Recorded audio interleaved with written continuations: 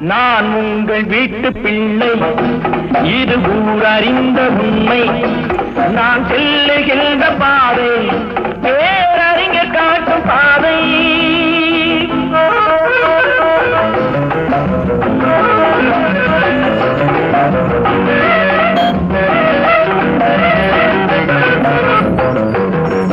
காலந்தோறும் பாடம் கூறும் மாறுதல் இங்கே தேவை.